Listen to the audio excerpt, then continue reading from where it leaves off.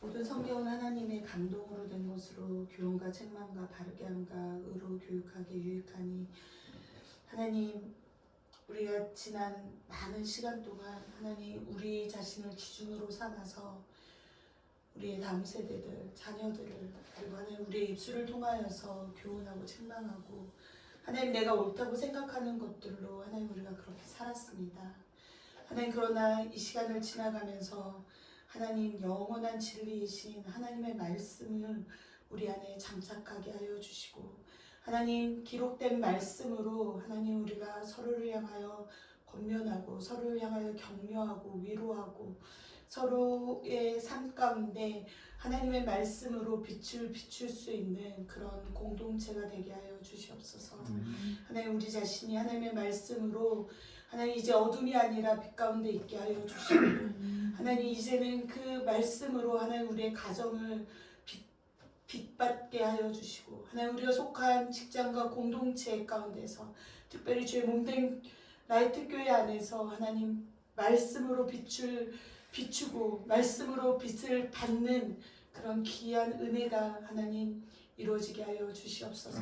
주의 말씀을 사모합니다. 하나님 이 말씀을 우리 삶에 우리 입술에 놓고 우리 삶에 장착할 수 있도록 주께서 우리를 불쌍히 여기시고 길을 인도하여 주시고 하나님 그 말씀으로 살아갈 수 있도록 도와주십시오.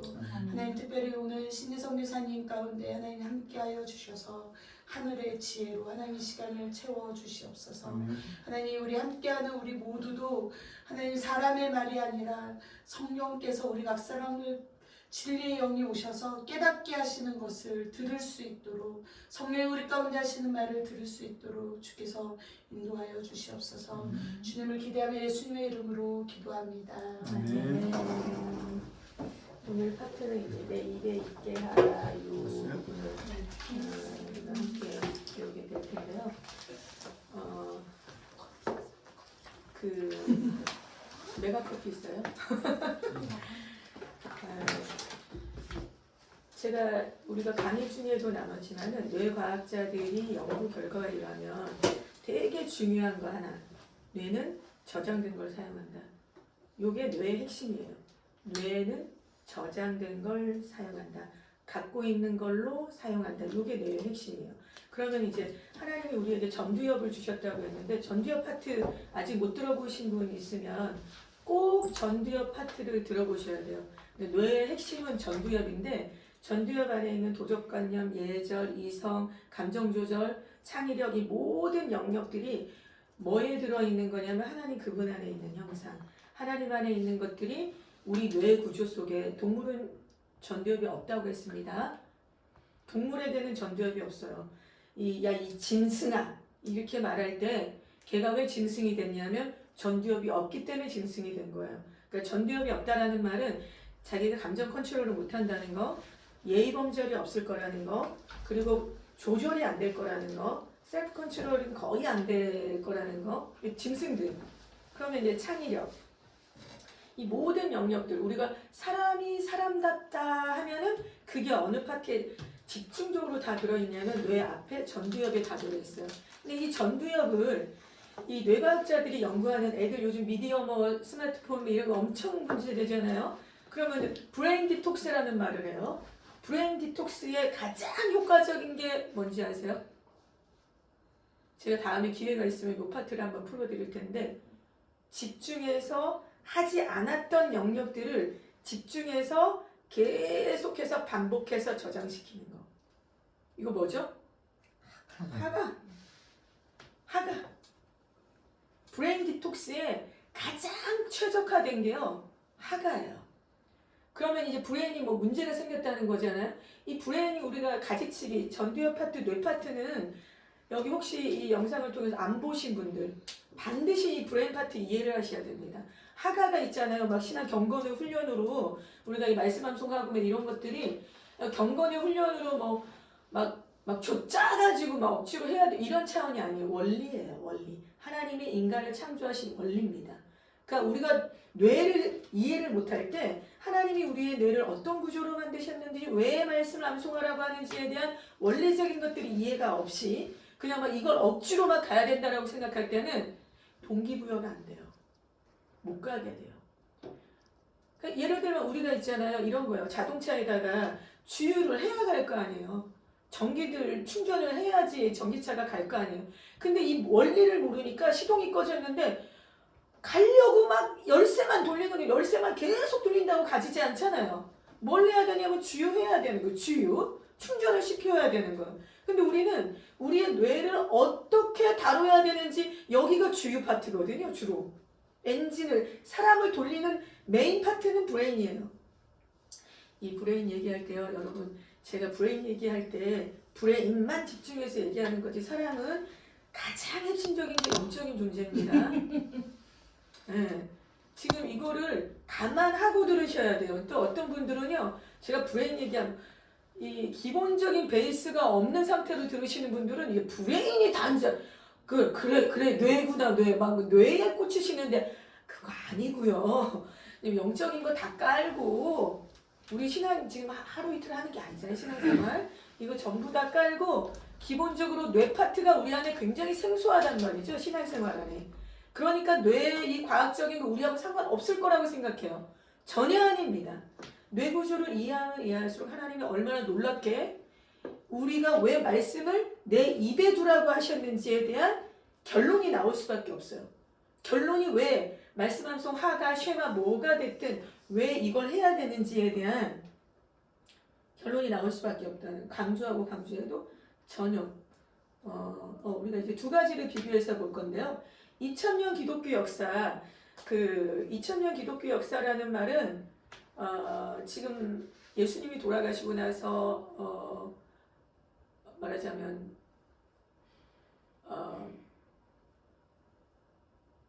지금까지 기독교 역사를 쫙 훑어보면 약 2000년 정도가 되죠.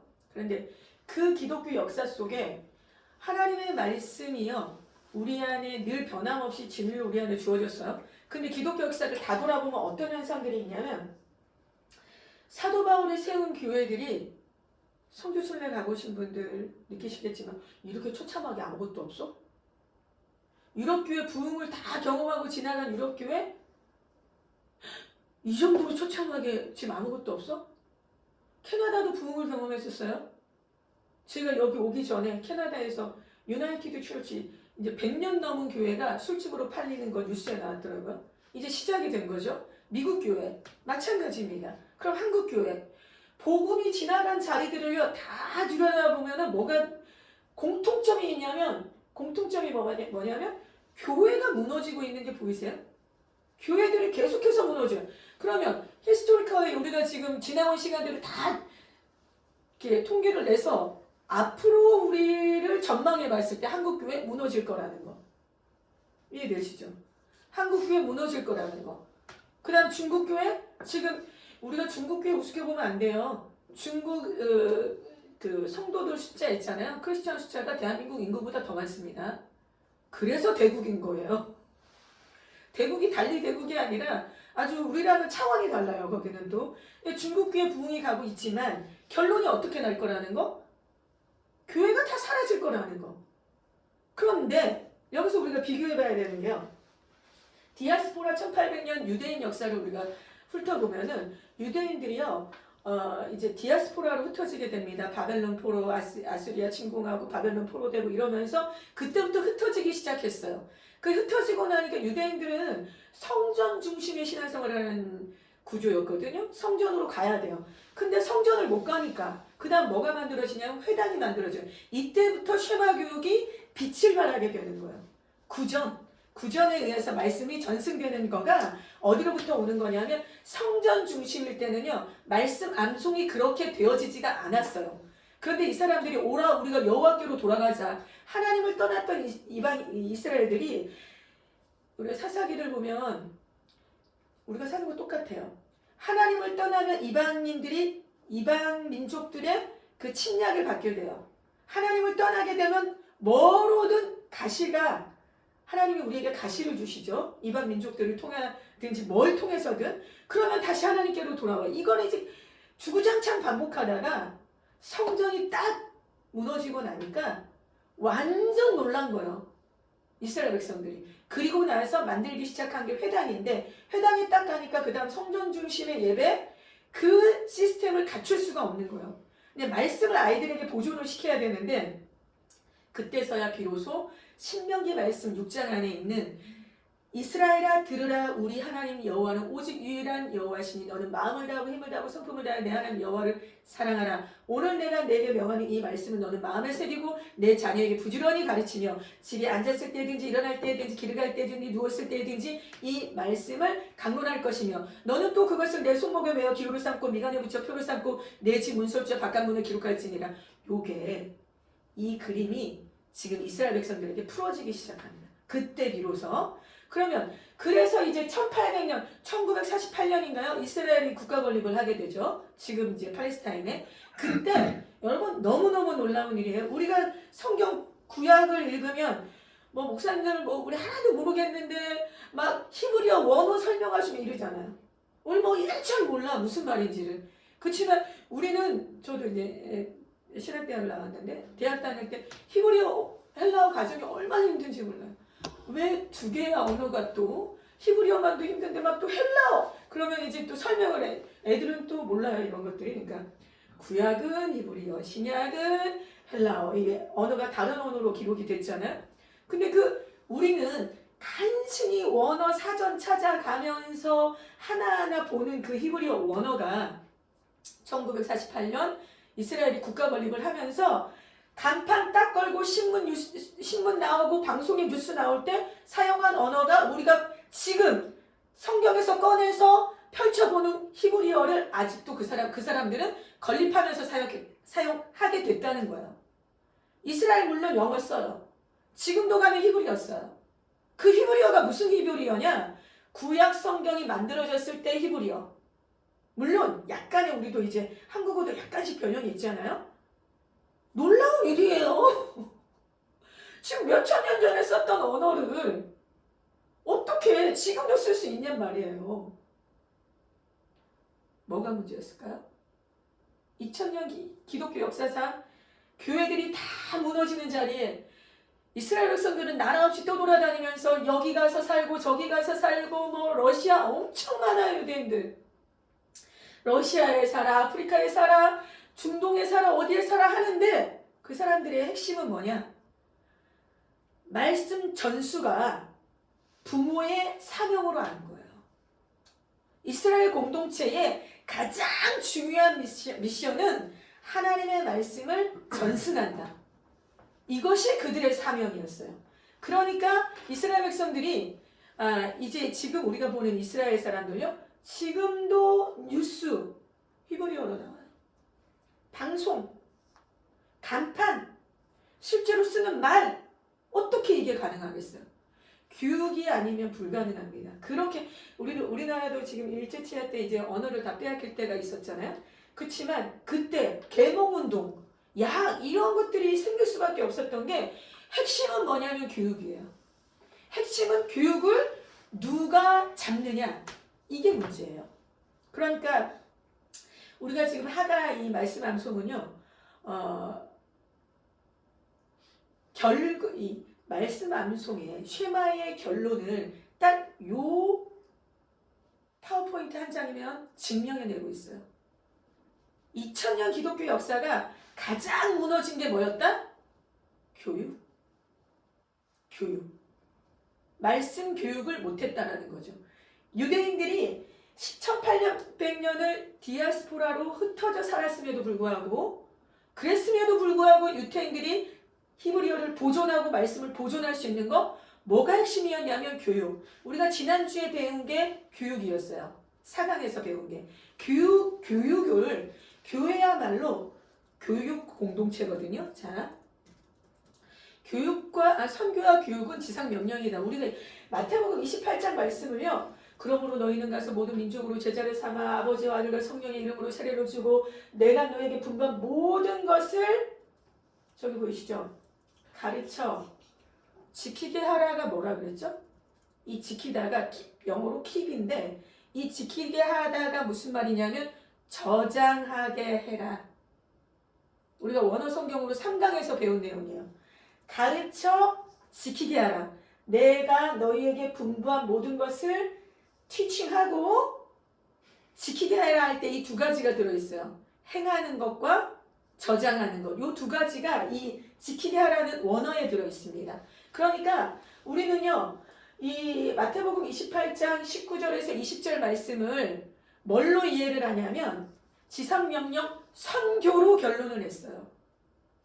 그렇지만 이 말씀이 정확하게 가르치고 있는 거는 뭐냐면 교육해라. 보이세요? 교육해라. 그래서 저는 저희 팀이 이제 한국으로 돌아오게 되는데요. 저희의 선교의 방향은 교육입니다. 교육. 저희 팀이 이제 한국에 랜딩을 하고 그때부터 이제 시작하게 되는 건 전체적으로 다 교육이에요.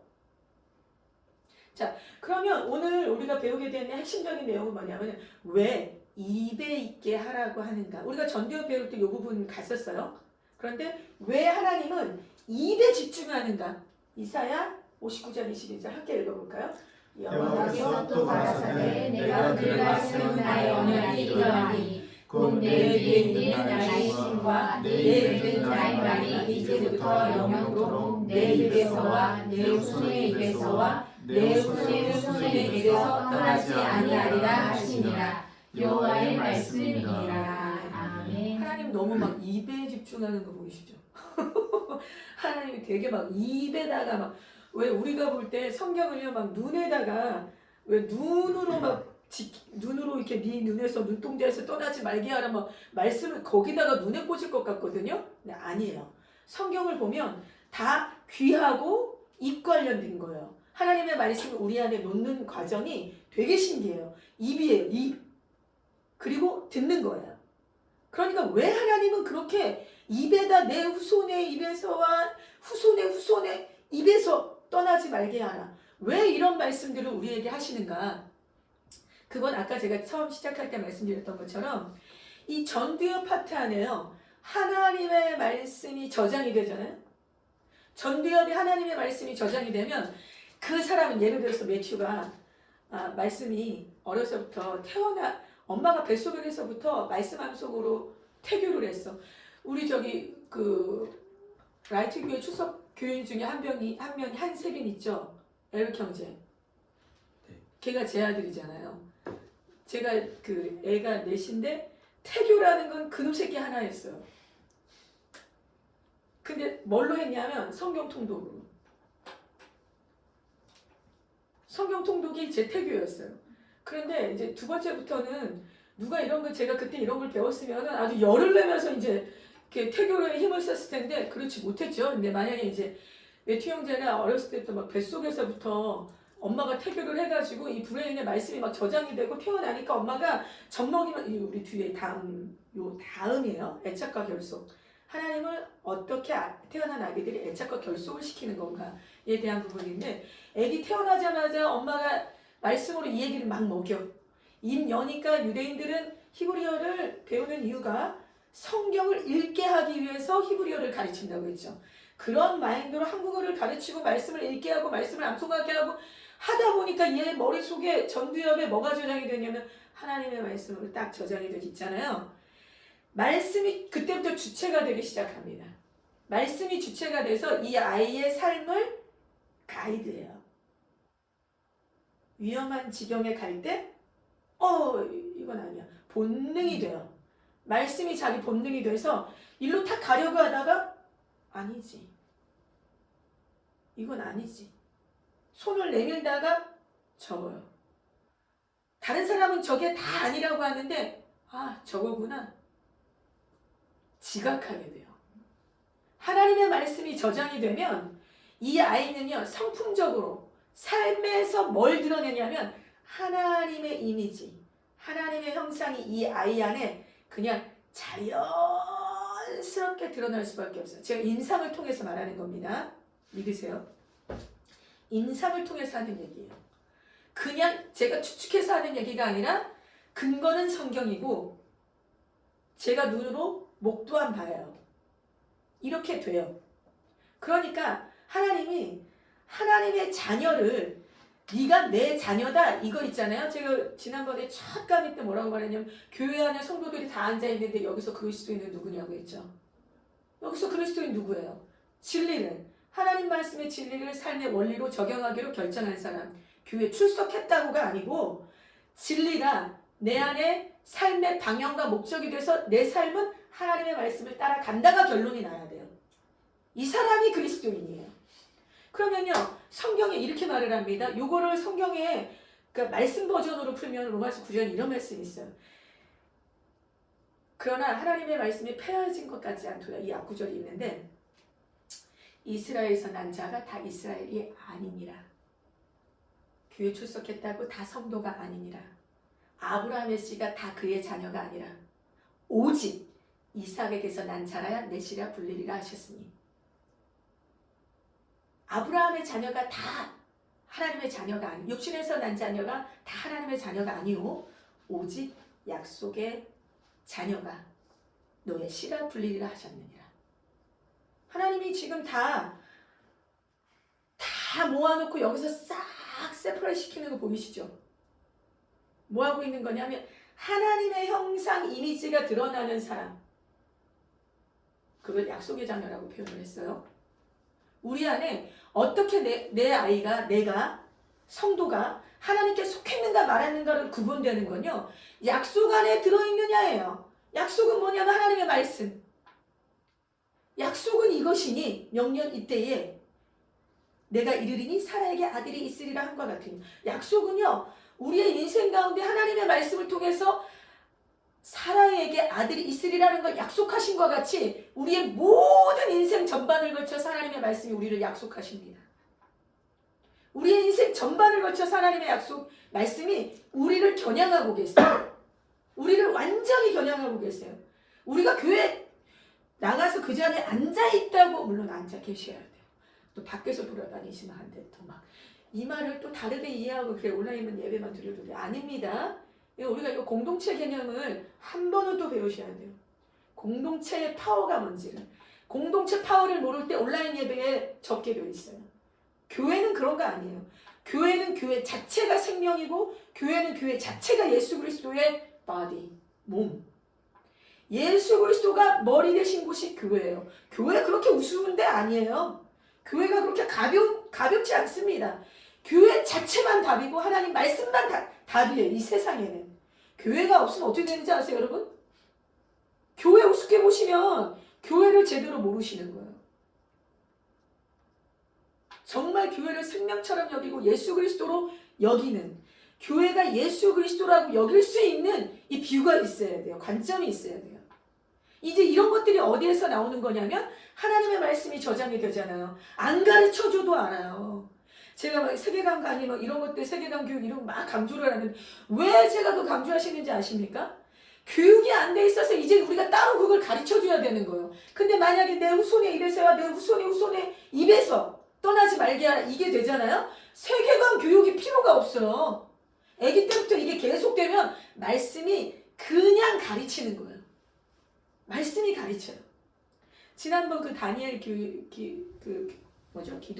그 다니엘 기도회 때 이창수 목사님 그 교회 아이들이 성경 1000구절 외운 아이들이 영국행 티켓을 줬다 그러잖아요. 그 아이들 보러 영국 가서 말씀 암송하면서 어디가 제일 좋았냐니까 걔네들이 이제 자기네들끼리 의논하고 이제 한 답이 기가 막혀. 마태복음 1장 1절 마태복음 1장을 딱 암송하고 왜 이게 좋았냐 그러니까 마태복음은 너무 구약의 히스토리를 다 품고 있다고. 구약의 모든 스토리를 마태복음 1장에 포함하고 있다고. 예수님의 이야기가 다 구약으로부터 거기로 다 연결되어 있다고. 과연 신학 교수님들도 이걸 알고 계실까 싶을 정도로 말씀을요. 이거는 제가 임상으로 경험한 바입니다. 초등학생 애들 로마서 진짜 어렵거든요. 근데 이제 대구에 가면 이 말씀 로마서를 거의 지금 다 끝내가고 있는 애가 있어요. 근데 얘는 3학년 때 이 로마서 말씀이 막 율법과 관련 이거 어려워. 되게 어려워요. 율법에 속한 자들이 상속자이며 믿음은 헛것이 되고 약속은 파기되었느니라. 무슨 말인지 이해되세요? 엄마랑 문제가 생겨가지고 와서 엄마 뭐 애들 막 컴플레인 하다가 엄마가 딱 말하려고 하니까 이 말씀을 후루룩 읊고는 이 말하려고 하는 거지 엄마. 정작 엄마는 그게 무슨 뜻이지? 이러고 있어. 정작 엄마는 그거 네가 말한 게 무슨 말이야? 이러고 있는데 얘는 율법적으로 따지지 마라.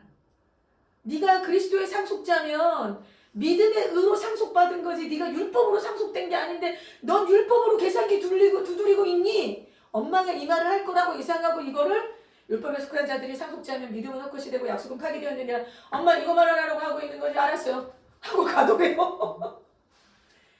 애들이 이래요. 애들이. 그러니까 우리가 생각하는 문제는요. 우리가 경험 없다고 우리가 말씀에 부딪히지 않았다고 말씀이 살아있는 것이 아니라고 말할 수 없잖아요. 우리가 말씀을 경험하지 않았다고 말씀의 그 능력을 제한시킬 수 없잖아요. 우리가 이런 교육을 받아본 적이 없습니다. 우리가 어렸을 때. 전 가끔 이런 상상을 해요. 나 안 믿는 집안에서 태어나가지고 이제 참 기적 같은 그 은혜를 입었는데 만약 내가 우리 어머니가 막 어렸을 때부터 막 나를 갖다가 막 성경으로 막 해불고 막 그죠? 뭐 어렸을 때부터 막 말씀하면서 막 해불고 제가 막 그랬더라. 와 이거 완전 다른 인생 살아버렸겠네. 지금 뭐 이 정도가 아니라 완전히 그냥 극단적으로다가 예수 그리스도께 완전히 올인이 되버렸겠네. 뭐 이런 생각들이 드는 거예요. 지금 여러분이 이제 저를 보시면 선교사님들이 이제 막 되게 믿음 안에 견고하게 이렇게 소망합니다. 근데 제 20대는 되게 힘들었거든요. 저 자신에 대한 갈등, 정체성, 정제가 정말 힘들었거든요. 정말 너무 심플이돼. 할 얘기는 많지만요. 상처 내적 치유 말씀이 결론을 내야 돼요. 제가 지난 주말에 이제 그 패턴 강의를 따로 과외를 해드린 목사님 부부가 있었어요. 너무 이 패턴을 찍고 계셔가지고 내적 치유에 한 여러 해 도셨더라고요. 결론 안 납니다. 제가 YM에서 상담학교 공부했고 제가 요 파트에 많이 강의도 많이 했고 이제 싹 다 접었습니다. 하가 접하면서. 왜냐? 말씀이 나를 치료해요. 말씀이 나를 고쳐내요. 내적 치유 들어가잖아요. 되게 위험한 딜레마가 있습니다. 더 공부해야 될 것 같아요. 더 상담학적인 걸 알아야 될 것 같아요. 2단계보다는 좀 더 깊은 단계의 상담학을 알아야 해결이 될 것 같아요. 아니에요, 여러분. 제가 해봐서 이것도 임상으로 드리는 말씀입니다. 상처요. 상담학적인 지식 아무것도 없어도 말씀이 내게 빛을 비추시면 말씀이 나를 안내하시면 벗게 돼요. 치료가 돼요. 말씀 자체를 우리가 너무 모르는 거예요. 말씀이 갖고 있는 파워와 능력과 그 핵심적인 기능을 우리가 너무 모르는 거예요. 말씀의 기능과 그 파워, 주요 기능들은 좀 알아야 돼요. 그래서 제가 이제 우리 목사님, 우리 매튜 참 이 캠프에 이렇게 정말 최적화되셨는데 바이블 캠프 제가 한번 해보고 싶은 게 바이블 캠프를 통해서 말씀의 주 원리 한두 가지 몇 가지만 아이들이 참 파악을 해도 너무 재밌겠다. 파워 바이블은 그렇게 나오지 않을까 이런 생각을 해보게 돼요. 자, 그럼 우리가 이 언어의 회로에 대한 걸로 좀 넘어가서요. 제가 뇌구조에 대한 이야기를 하고 있는데 사람이 요거 보기 전에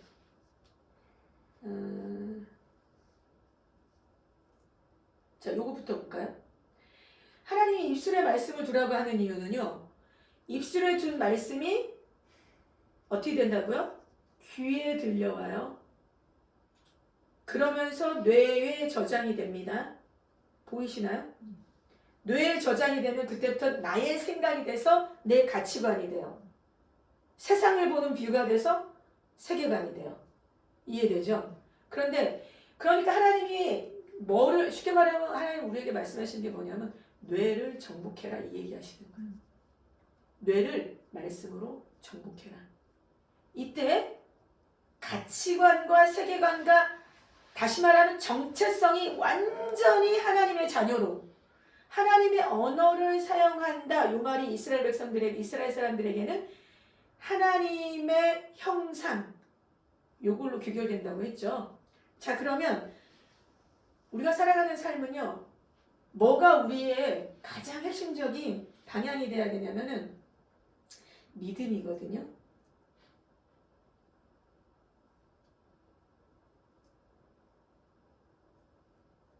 자, 어느 회로에 가서 이 뇌에 회로가 만들어진다는 말이요, 지금 뇌과학자들이 말하는 걸 들어보면 이런 내용이에요. 뭘 저장하느냐가 제일 중요하고 저장된 걸 사용할 거고, 자주 사용하지 않는 기능은 가지치기 위해서 프로닝 다 잘려나간다. 요게 뇌의 아주 핵심적인 파트입니다. 그러면 왜 잘려나가냐면요, 주요 기능을 강화해서 그쪽 근육을 강하게 만들어주기 위해서 잘려나가는 과정이 필요한 거예요. 그럼 잘려나가고 나서 주요 기능이 뭘로 만들어지느냐가 뭐에 의해서 결정이 되느냐면 무엇을 반복했느냐. 무엇을 반복했느냐. 그럼 말씀을 반복한 사람들은 말씀 자체가 주요 기능이 될 거라는 거예요. 자, 보세요. 불행이 뇌의 주요 기능이 되는 사람들이 있어요. 불행해. 태어나면서부터 인생이 너무너무 막 환경적으로 전부 자기는 불행한 사람이에요. 이 사람들 말하는 거 딱 사람 만나보면 그런 사람들 있잖아요. 진이 그냥 쫙, 요즘 말로 뭐라 그러더라? 기빨린다. 기빨린다. 막 그냥 무슨 뭘 다 불행해. 이 사람은 만나서 얘기를 하다 보면 뭐 불행의 견적이 도대체 답이 안 나올 정도로, 내가 무슨 말을 해줘야 되는데 말문이 막히는 정도로 불행으로 기가 빨리는 사람들이 있어요. 왜 그랬을까요? 불행이 반복되는 거예요. 그 반복되는 상처는요, 여러분, 상처는 받는 게 아니고 1단계 받는 거지만 기하면서 2단계 내가 어떻게 반응하느냐에 달리는 거거든요. 내가 그 상처를 상처로 억셉팅 하느냐, 받아들이느냐, 그래서 그걸 땅을 파느냐 마느냐는 내 문제예요. 상처받았다고 다 넘어지는 거 아니에요. 상처받았다고 다 그렇게 자빠져서 뭐 그렇게 상처 때문에 막 이러지 않아요.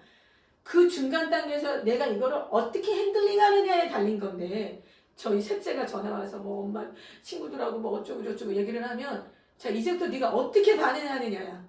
너가 그거를 받아들이고 거기 가서 삽질하고 앉아있으면 그때부터 그건 네 문제야.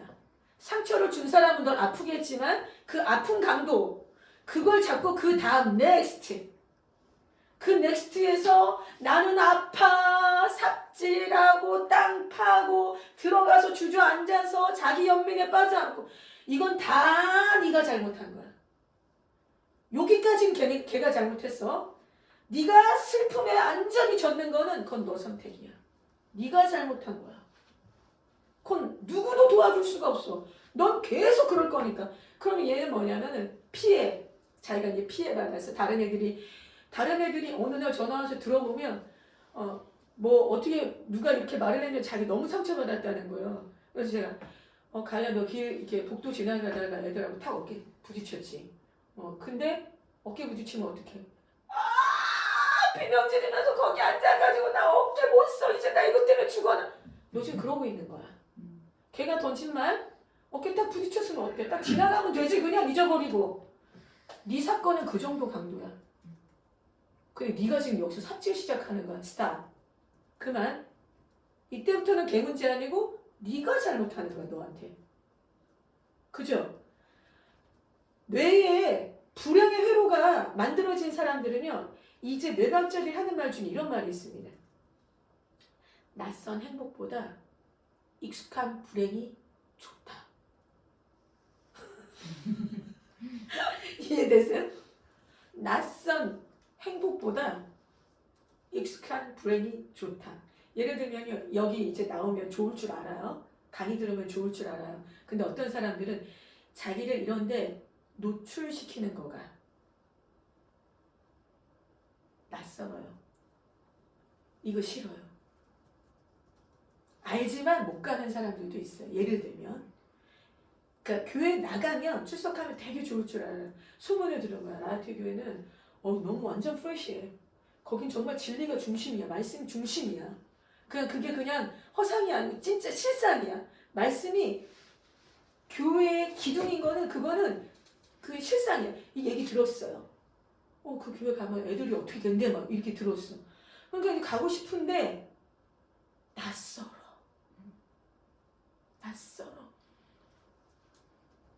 너무 고민이, 너무 힘들어. 가면 좋을 줄 아는데, 행복할 줄 아는데 난 그냥 집에서 나 혼자 외롭게 불행한 게 더 나아. 이렇게 되는 거예요. 이게 뇌회로라는 거예요. 자, 결핍. 우리가 결핍이 있잖아요. 사람들이 그 결핍에서 잘 생각해 보세요. 사모님, 아파트 평수가 큰 거 원하는 거 아니에요, 우리 사모님이. 방 하나만 더 있으면 좋겠어. 예를 들면 그런 생각을 해요. 집사님, 내가 돈이 지금 월급 받고 뭐 어쩌고 남편이 벌어오고 막 하는 거에서 큰 거 더 원하는 거 아니야.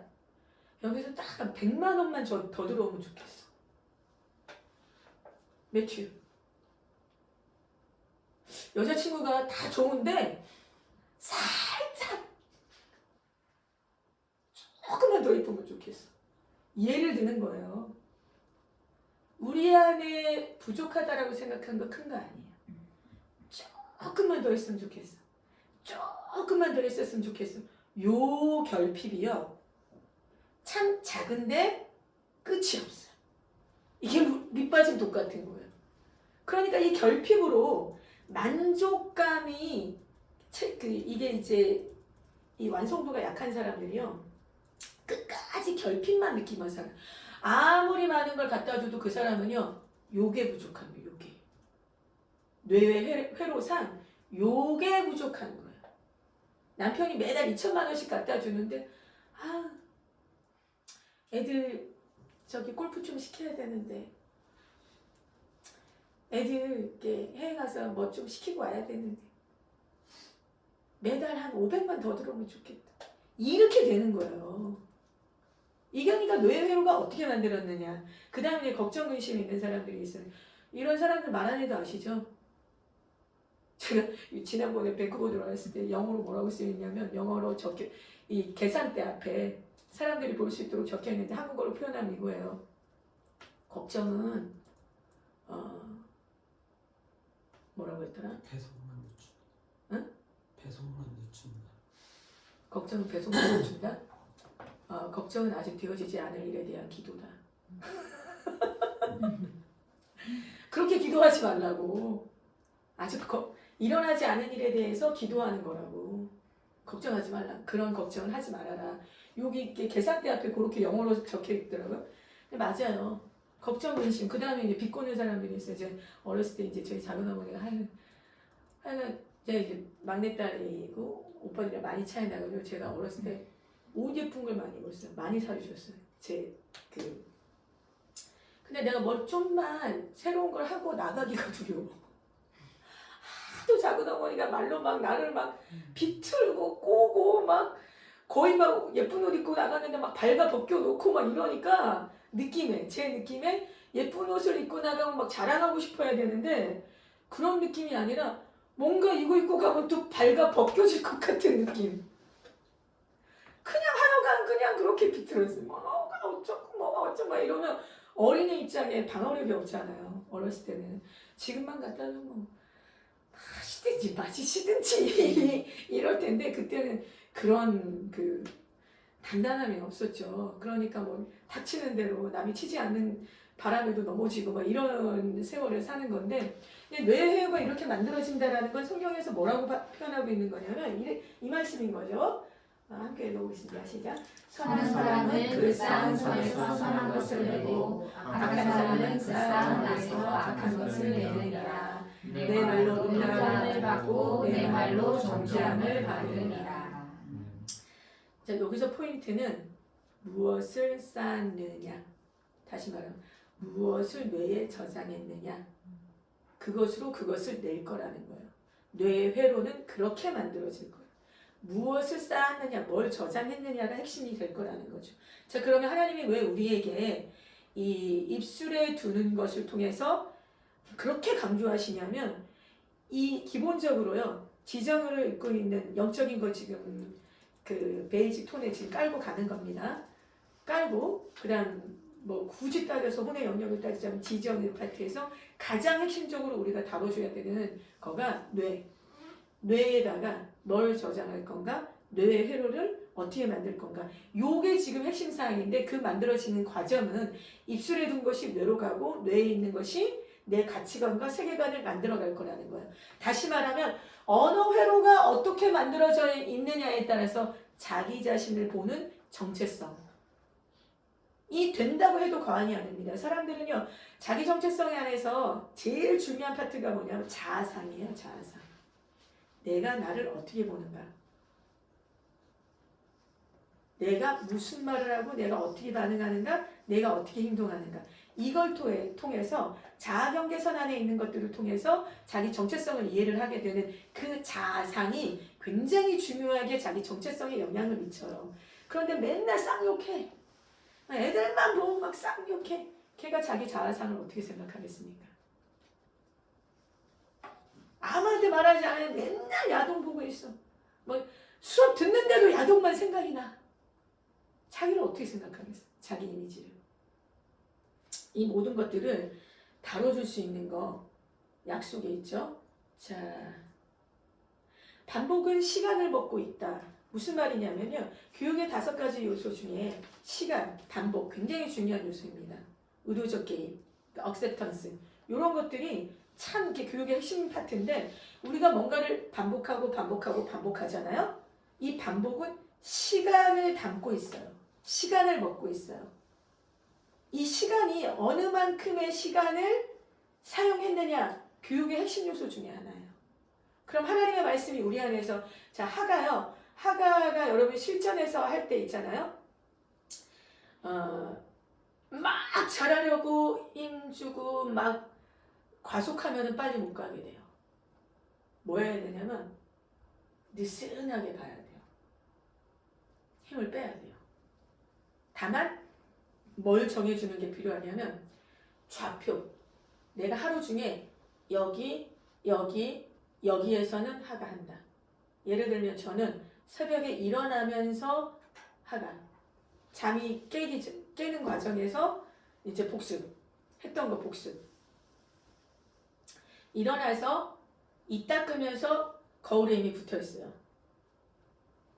샤워하면서 복습. 운전하면서 핸드폰에 들어있어요. 운전하면서는 복습 아니야. 한 절만 딱 보고 한 절만 계속 내가 오늘 하는 분량을 계속 반복.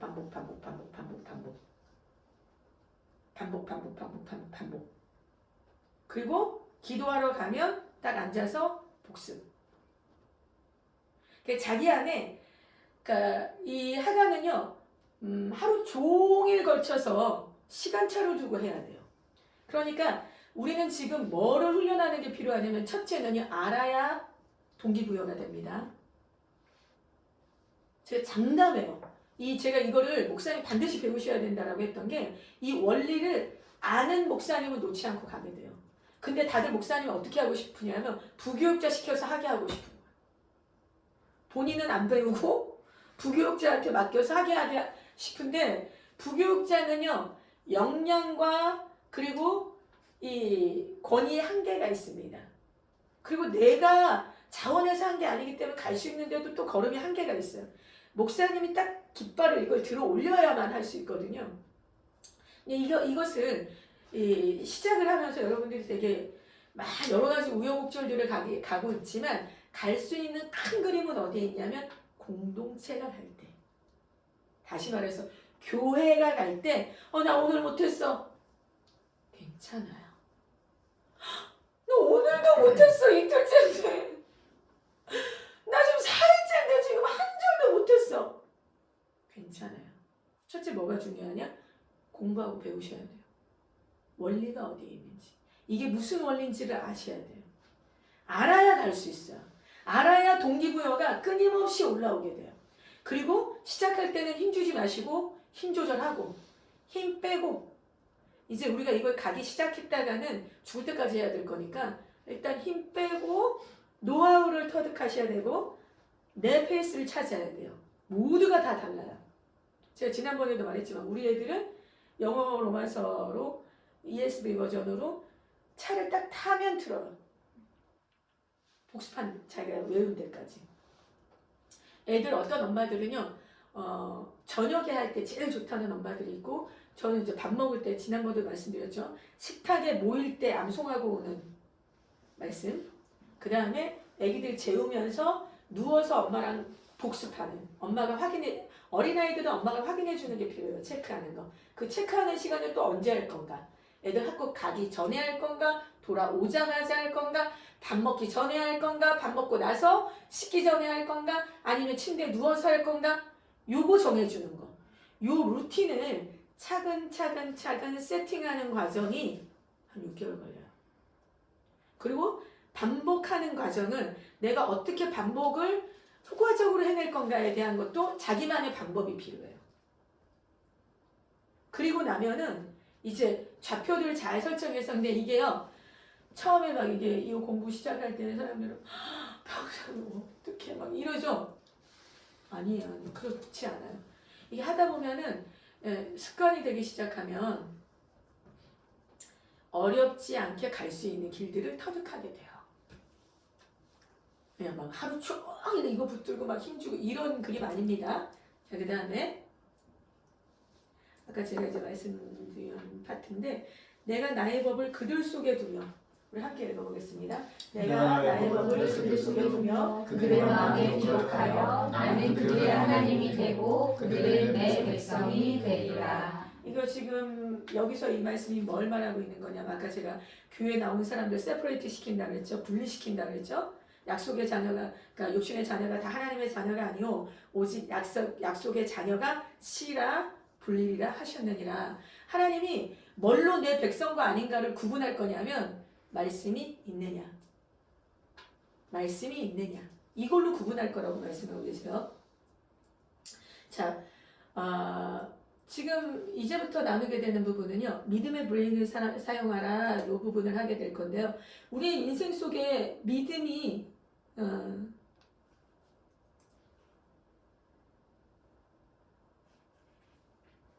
믿음의 브레인이라는 말을 제가 어디에서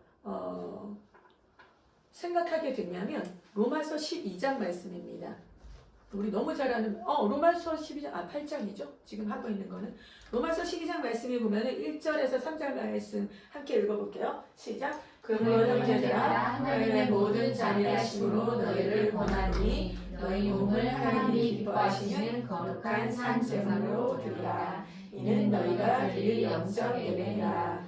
너희는 이 세계를 본받지 말고 오직 마음을 새롭게 함으로 변화를 받아 하나님의 선하시고 기뻐하시고 온전하신 뜻이 무엇인지 분별하도록 하라. 내게 주신 은혜로 말미암아 너희 각 사람에게 말하오니 마땅히 생각할 그 이상의 생각을 놓지 말고 오직 하나님께서 각 사람에게 나누어 주신 믿음의 분량대로 지혜롭게 생각하라. 믿음의 분량대로 지혜롭게 생각하라가 무슨 말일까요? 이제 이 파트를 지금 가려고 하는 건데요. 믿음의 브레인을 사용하라. 우리가 신앙생활 하는 데 있어서요, 제일 중요한 게 믿음인 거예요. 믿음이 우리 안에 제일 중요해요. 근데 이 믿음의 브레인을 설명하기 가장 최적화된 성경 인물이 있어요. 누구죠? 다윗이 성경에 나와 있는 인물들 중에 믿음의 브레인을 활용했다, 믿음의 브레인을 사용했다, 요 표현을 쓰기에 가장 적합한 사람, 이 사람이 다윗이에요. 그러면 믿음은 어디로부터만 나오게 돼 있는 거냐면요, 다윗이 믿음이 좋았잖아요. 근데 우리도 믿음이 있잖아요. 이 믿음은 말씀으로부터만 생산돼요. 믿음은 들음에서 나며 들음은 그리스도의 말씀으로 말미암느니라.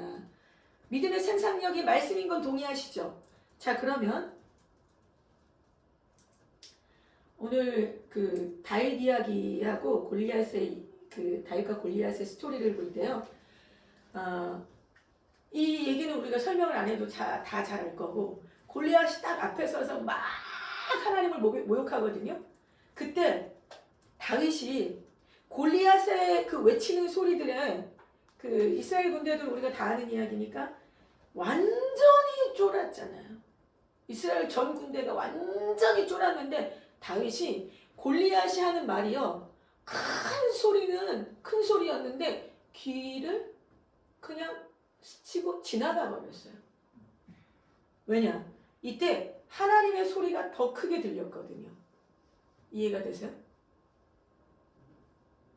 골리앗의 소리가 무력할 정도로 하나님의 소리가 더 크게 들렸어요.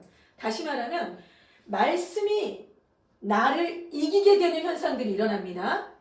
하나님의 언어를 사용하는 애들. 그러니까 우리가 지금 우리 자녀들에 대해 되게 많이 타겟팅을 하고 말씀 이 하가 교육은 자녀만이 아닙니다. 전 교인, 온 세대 시니어. 제가 이제 며칠 있다 이제 광주로 올라가게 될 텐데 거기 교회 목사님들은 이 공부를 저랑 같이 공부를 하시고 이번에 이제 올라가면서 뭐 때문에 미팅을 하냐면 시니어 하가 완전히 거기 교회는 최저 연령 63세 장로님 다 63세 이상이라는 거예요.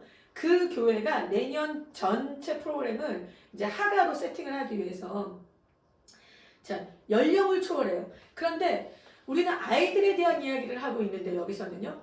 아이들이요. 이 세상의 메시지가 너무 크거든요. 골리앗의 소리가 너무 크니까 말씀이 갖다 대면 말씀이 무력화되는 거 느끼시죠? 말씀 갖다 대면 야 하나님이 거룩하라고 했어. 거룩? 거룩 뭔데요? 거룩 뭔데요? 거룩하면 뭐 좋은데요? 거룩하면 반맥이죠?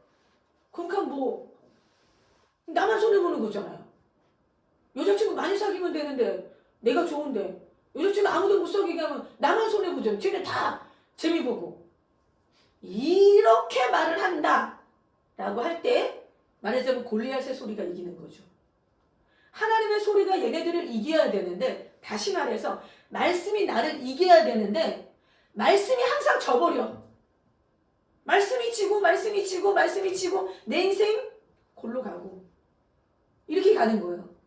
그런데 말씀이 나를 이긴다. 요게 오늘 이제 다윗과 골리앗의 이야기를 보면요. 잘 보세요.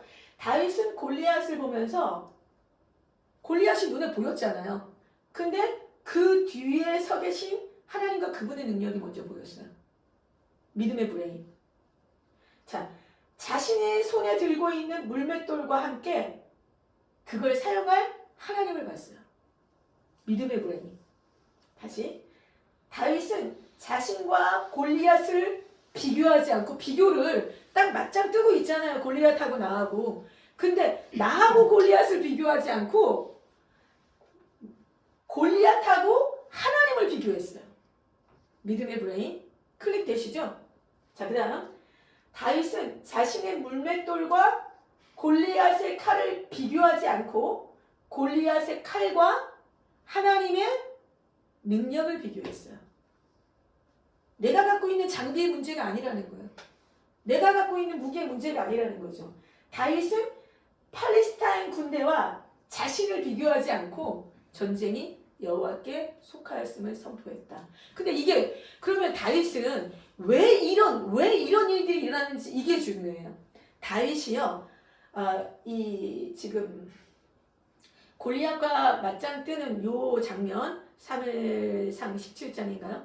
요 장면을 가서 한번 잘 읽어보세요. 거기에 어떤 내용들이 담고 있냐면 골리앗도 막 떠들고 다윗도 막 떠들어요. 뭐라고? 막 선포를 해요. 근데 그 선포의 내용이 다 뇌에 저장되어 있는 이미 하가되어 있는 말씀을 꺼내는 걸 보게 돼요. 자, 나는 만군의 여호와의 이름 이스라엘 군대의 하나님으로 이름으로 이거는요 구약 성경 지금 말하자면 다윗이 한 얘기가 아니에요. 이거 구약에 기록된 말씀들이에요. 여호와의 구원이 칼과 창에 있지 아니함을 이거 다 전쟁은 여호와께 속하였은즉 그가 너희를 우리 손에 넘기시리라. 하나님이요 이 이스라엘 백성들을 출애굽부터 해서 얼마나 이방 민족들을 이스라엘 손에 넘겼는지 몰라요. 그때마다 하나님이 표현한 게 너희 손에 넘기리라 이렇게 표현하셨거든요.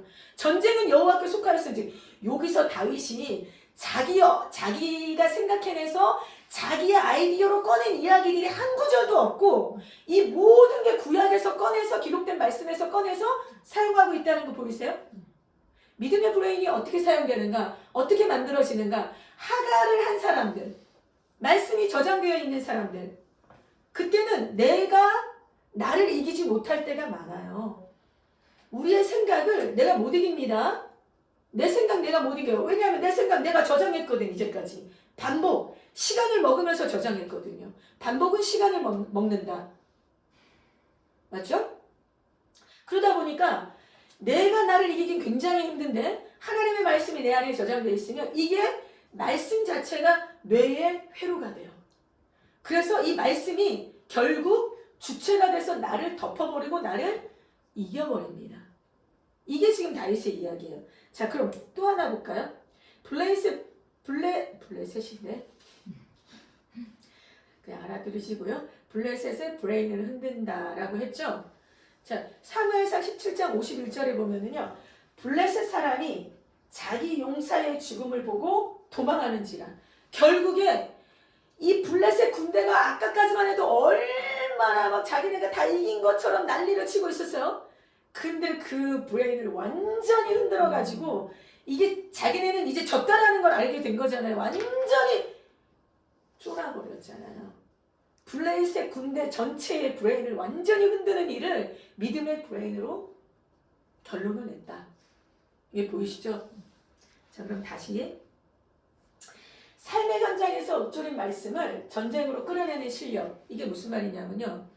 여러분, 저장이 중요합니다. 저장이. 하가는 저장용이라고 했어요. 말씀을 깨달으려고, 이해하려고, 말씀을 뭐 어떻게 하려고, 이거 일단 내려놔야 돼요. 우리 아이들이 말씀 전혀 깨닫지 못하는데 이렇게 해도 될까요? 막 어려운 로마서 말씀 막 가도 될까요? 우리 애들이 이해를 못하는데 그냥 막 가도 맞는 걸까요? 네, 맞습니다. 네, 맞습니다.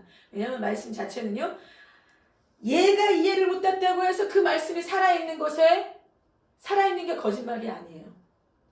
우리 아이들이 깨닫지 못한다고 해서 그 말씀은 살았고 운동력이 있어서 좌우에 날선 어떤 것보다도 이 의미가 삭제되는 게 아니에요. 우리가 이해 못하고 우리가 깨닫지 못한다고 해서 하나님의 말씀이 그 능력이 감소되거나 축소되거나 사라지는 건 아니라는 얘기예요. 우리가 지난번에 계몽주의, 이성주의 하면서 이런 사고체계들이 우리 안에 들어온 건 지극히 인본주의적이고 이성주의적이고 계몽주의 때문에 들어왔다고 했어요. 하나님 중심 신본주의 사상은요, 우리가 중심이 아니에요. 내가 깨닫는 게 중심이 아니에요. 하나님 말씀 그 자체가 능력이 있으면 그게 당연한 거예요. 얼마나 많은 이성주의들이, 이 인본주의들이 하나님의 말씀을 싸매가지고 요 말씀이 능력이 없도록 만들고 있는지 몰라요. 자, 다시 저장이 중요하다고 했습니다. 지금 이 삶의 현장에서 읊조린 말씀 이게요, 어디에서 나오는 거냐면, 이 다윗이요, 골리앗을 봤을 때 별로 쫄지 않은 이유는 골리앗이 처음이 아니었기 때문이에요. 이걸로 뭐 했냐면, 아마 사자나 곰보다, 골리앗보다는 사자나 곰이 더 위험했을걸요? 골리앗은 빨리 달리지 못했겠잖아요. 근데 이 사자나 곰은 완전 스피드가 그냥 슝 하고 날아오는데 그 순간에 쥐야 하고 이걸 돌리면서 빵! 이걸 한두 번 한 게 아니에요. 전쟁이 여호와께 속해 있음을 한두 번 한 게 아니에요. 저장, 반복. 그래서 우리 아이들과 우리 인생에요. 아까 이제 기도응답 받으신다고 했죠? 그 경험이 굉장히 중요합니다. 반복적인 기도응답, 반복적인 하나님의 말씀이 내 안에 계시적으로 오는 거, 반복해서 내가 믿음으로 승리하는 경험 너무 중요해요. 너무 중요해요. 하가만 저장하는 게 아니에요. 하가만 우리 안에 뇌에 저장하는 게 아니라 우리 안에 승리의 회로가 만들어진다니까요. 믿음으로 기도하고 하나님이 응답하시고 내가 정말 밀리고 말리는 상황에 완전히 믿음으로 하나님이 역사하시는 이 간증 하나님이 하시는 일들을 보고 이거는요 완전히 믿음의 회로가 만들어질 수밖에 없는 일이에요. 그러니 몇 번을 이겼을까요? 골리앗 사자와 그 곰을 몇 번을 쳐 죽였을까요? 그 몇 번을 쳐 죽이는 그 반복의 승리 속에 하나님이 어떻게 역사하시는지 왜냐하면 알았을 거거든요. 제가 이런 생각을 하거든요. 제가 운전을 사고 이후에 운전을 하면 저도 모르게 이렇게 주춤하고 이렇게 트라우마가 이제 생길 때를 봐요. 그런데 그 운전에 자꾸 이렇게 자신감을 잃어가는 저를 보면서 그것이 더 운전을 위험하게 할 때가 있어요. 그러니까 제가 저 스스로 생각할 때, 와, 내가 하나님, 어떤 순간에, 와, 이게 주님 아니었으면 내가 정말 여기서는 완전 살아남지 못했다. 이런 순간들이 있어요. 얼마 전에 운전하고 이제 가는데 포크레인이 그냥 확 돌면서 제 차를 완전히 받을 뻔한 일이 있었거든요. 근데 그런 순간을 지나갈 때 제가 무슨 생각을 하냐면, 직관적으로 아는 거죠. 하나님의 손이 나를 딱 잡고 보호하고 있다는 걸. 반복적으로 경험하게 되거든요. 반복적으로. 믿음이 생기는 거죠. 믿음의 회로가 만들어지는 거죠.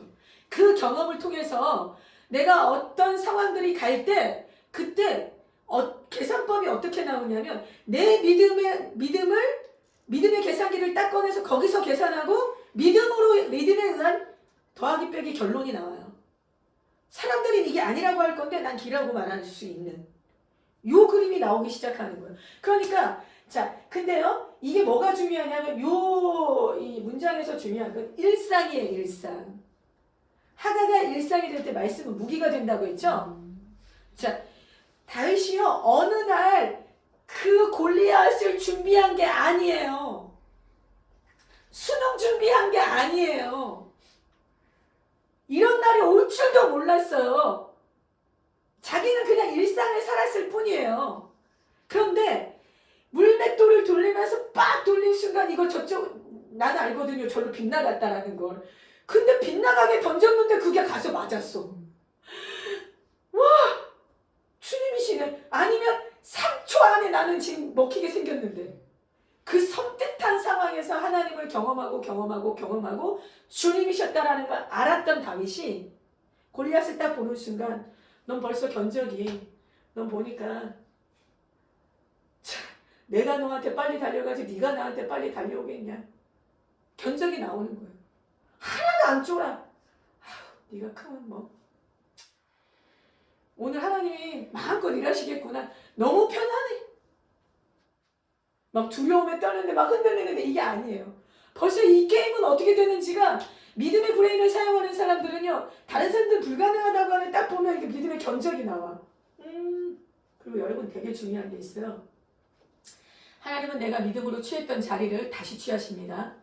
하나님, 내가 믿음으로 승리했던 경험 있죠? 그걸 꼭 다시 사용하세요. 꼭 다시 사용하게 하세요. 임상으로 하는 일이에요. 임상으로. 그것도 아주 결정적인 순간에. 승리는 반복적입니다. 그래서 믿음 안에서 승리는요, 반복하게 되어 있어요.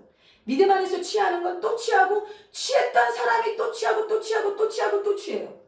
진짜 놀라워요. 목사님이 지금 왁센터 돈이 있기를 했어요. 땅이 있기를 했어요. 뭐 업자가 있기를 했어요. 왁센터 설립하셨죠? 다시 취합니다. 목사님 생각, 내가 이 일을 또 하라고? 뭐 이렇게 생각하실 수도 있지만, 내가 그 빗속에 또 있으라고? 아니요. 취하는 사람만 취해요. 가는 사람만 가는 거예요. 하나님 나라가 그래요. 진짜 놀라운 거예요. 다만 우리 안에 이 믿음의 여정과 과정이 있는 거죠. 자, 다니엘의 브레인을 한번 볼게요.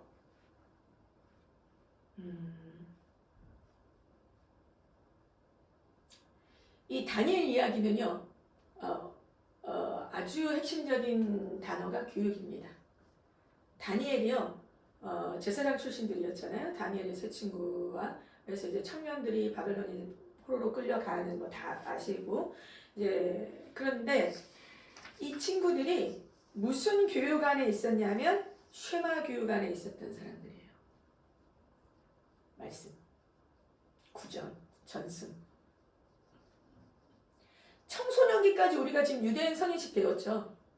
사춘기가 딱 되면은 유대인들 부모들은 교육 자체를 손을 턴다.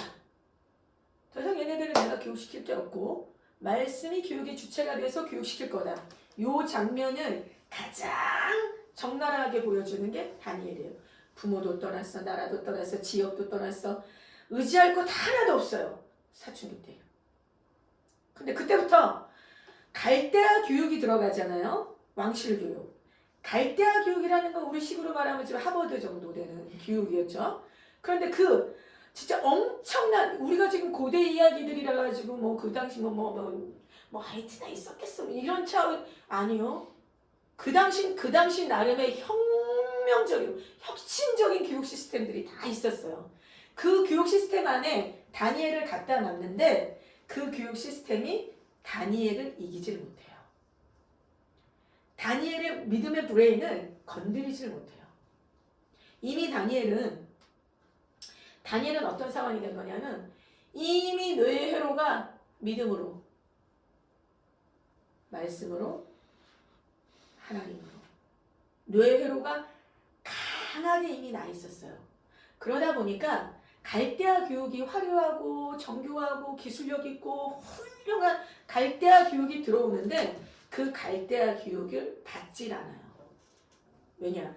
나는 이미 하나님으로 교육되어졌기 때문에 세상 교육은 배설물같이 여겨지는 거죠. 다니엘 입장에서는 너네가 암만 좋은 거 들고 와봐. 난 아니야. 난 하나님을 섬기는 사람이야. 얘 흔들리지 않는다. 다시 이 장면을 비교해서 우리가 하나 볼게요. 광야에서 이스라엘 백성을 생각해 볼까요? 우리 지금 뇌로 내 입에 있게 하라 요거 걸어놓고 요 위에다 동동 내 입에 있게 하라. 언어의 회로 요거 지금 하고 있는 거예요. 자, 광야에서요 이스라엘 백성들 아시죠? 출애굽하고 나서 광야 그때 모세가 시내산에 올라가고 40일 동안 내려오지 않고 아론을 다그쳤다고 하지만 아론도 정말 이스라엘 백성 못지않게 뭐 내려오는 거야 마는 거야 지금 나보고 어쩌라고 지금 아론도 지금 뭐 이신전심으로 이스라엘 백성들하고 똑같은 마음이었는데 막 우리 하나님을 보게 이제 요 장면도요 성경에 가서 잘 보세요. 이스라엘 백성들이요 이 송아지 만들 때 이런 표현을 써요. 송아지 다 만들고 막 송아지 만들라고 한 거 아니에요. 우리를 인도한 하나님을 나타내라 막 이러거든요. 그러니까 이스라엘 백성들이 막 우상 숭배해가지고 막 이 송아지 만들고 싶었던 거 아니에요. 우리 오해하면 안 돼요. 성경 잘 읽어보시면 이스라엘 백성들이 우리 하나님 어디 갔냐 모세가 사라지면 우리 하나님 우리를 인도하는 거냐 마는 거냐 하나님 어디 있는지 보여라 하나님 보이라고 막 이래서 이제 출애굽할 때 이스라엘 애굽에서 가지고 나왔던 그 금덩어리 있죠. 막 그때 이제 성경 보면은 금덩어리 막 쥐어주면 막 던지 이거 다 귀고리 팔찌 뭐 다 벗어주면 빨리 가지고 빨리 가 막 이러면서 하여튼 재산을 그냥 불려갖고 이스라엘 백성들이 광야로 나왔단 말이에요. 먹을 건 없어도 금덩어리는 있어. 참 아이러니하지만 금덩어리는 다 갖고 있어요. 그러니 우리 하나님 만들어내라 뭐라 어쩌라 다 한 이 상황에 이스라엘 백성들 안에 하나님은요 뭐였냐면 금송아지였어요. 그들 안에 하나님은 보이지 않는 하나님이잖아요. 나의 형상을 만들지 말라고 했잖아요. 근데 이스라엘 백성들이 본 게 뭐냐면 애굽의 황소, 애굽의 소. 이제까지 믿음의 브레인은 없고 이 브레인에 저장됐던 게 뭐냐면 이제까지 회로를 만들었던 하나님 신이라고 하면 이 회로 속에 들어있던 게 뭐냐면 송아지만 어디를 가나 다 송아지만 했었으니까 이 사람들이 결국 하나님을 만들고 싶었던 건데 그래서 금덩어리 다 갖다 부어서 짠 하고 나온 거 보니까 송아지 만들려고 한 거 아니에요. 하나님 만들려고 했는데 송아지가 돼버린 거예요. 여러분 이 메시지가요 우리 안에 얼마나 무서운 메시지인지 모릅니다. 교회 안에서요 열심히 특심인 사람들 목사님 잡아 막 목 매는 분들 계시잖아요. 본인들 뇌 회로에 맞는 걸로 교회를 막 그걸로 가려고 하니까. 여기 아직 장로님들 안 계셔서 그러지만 이게 좀 재력 있고 언변 좋고 막 리더십 막 센 장로님들 계신 목사님들 막 죽어나가는 거 우리 잘 알잖아요. 내가 증언하노니 로마서 10장 2절입니다. 그들도 하나님을 향하여 열심히 했으나 하나님의 의를 모르고 자기 의를 세우려고 힘써 하나님의 의에 복종하지 아니하였느니라. 말씀이 안 들어가면은 교회가요 세상하고 분리가 안 돼요. 말씀이 안 들어가면. 아니 교회 와가지고 목사님이 아니 장로님이 재력 있고 리더십 있고 뭔가 이렇게 아이디어를 한 것들 많고 장로님이 흔들리면 그럼 교회가 무슨 세상이랑 다를 게 뭐예요? 교회에서 자기가 죽도록 충성해서 열심히 한 사람이 발언권이 높아지면 그 세상하고 다를 바가 뭐예요? 헌금 많이 한 사람이 뭔가 이렇게 지분을 많이 갖듯이 주식회사예요? 헌금 많이 하면 지분이 많아지게? 이게 우리가 교회가 주식회사는 아니잖아요. 누구의 지분으로 움직이는 게 아니죠. 헷갈리면 안 돼요. 교회 공동체 세상과 구별되는 그리스도인이 이 사람이 하나님의 사람인가 아닌가 구별되는 그 말씀을 붙잡았냐 그걸 온전히 지키느냐 마느냐보다도 이 방향이 내가 이 말씀으로 살 거냐 결정되냐 이거고요. 교회가 수많은 공동체들과 구별되는 건 진리를 지키는 유일한 공동체라는 거예요. 교회만. 그러니까 교회가요 뭐 무슨 단일화 하잖아요. 뭐 여권 단일화 무슨 야권 단일화 뭐 정치판 보면 아주 복잡한데 우리도 단일화해야 돼요. 하나님의 언어로 예수 그리스도로 통치를 단일화시켜야 돼요. 교회야말로 이 단일화가 그렇게 중요한 곳입니다. 단일화.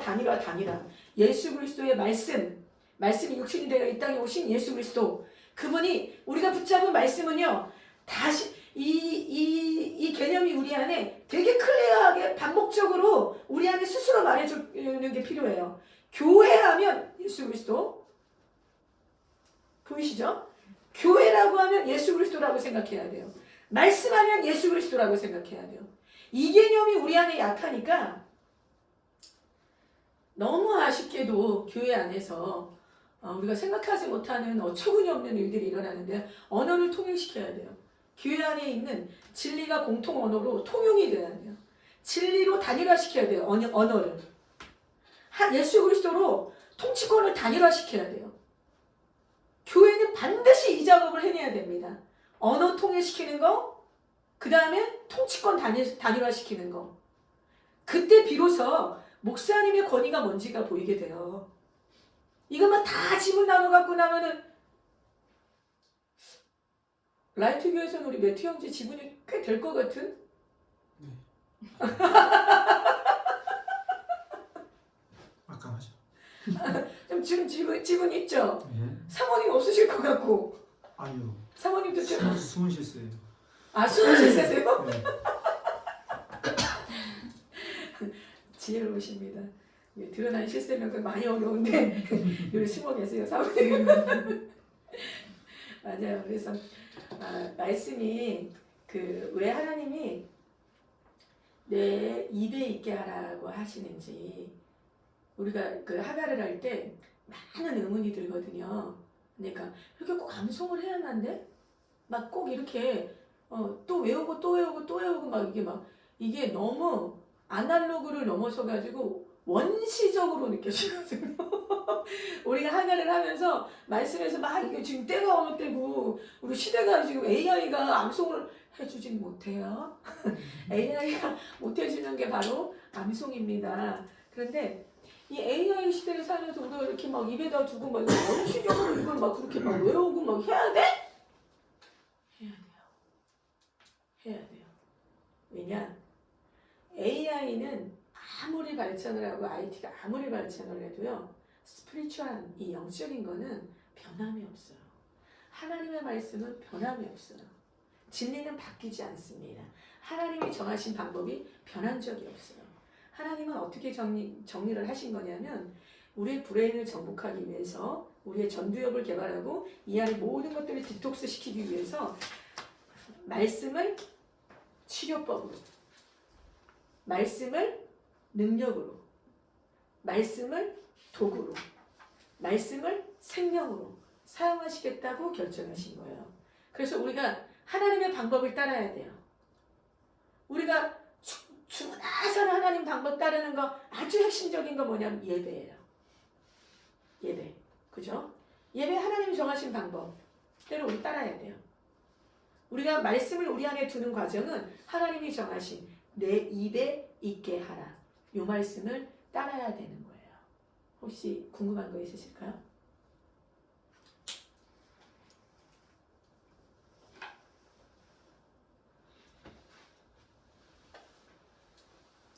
요거 하나는 이해되시죠? 오늘 내 입에 있게 하라. 네, 자 그러면 제가 기도하고 마치겠습니다. 마땅히 행할 길을 아이에게 가르치라. 그리하면 늙어서도 그 길을 떠나지 아니하리라.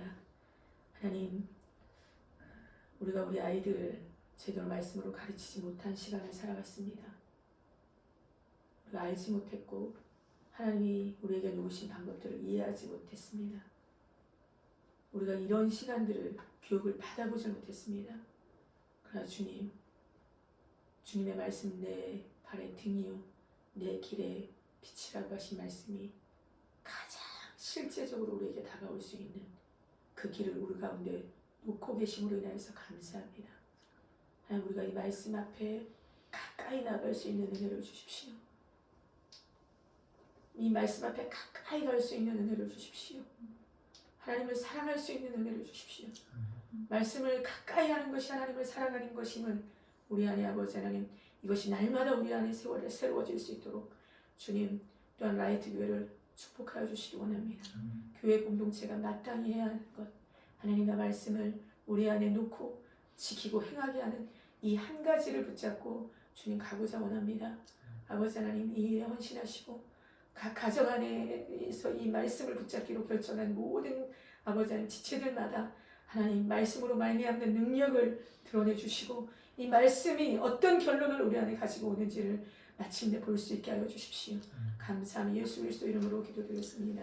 아멘.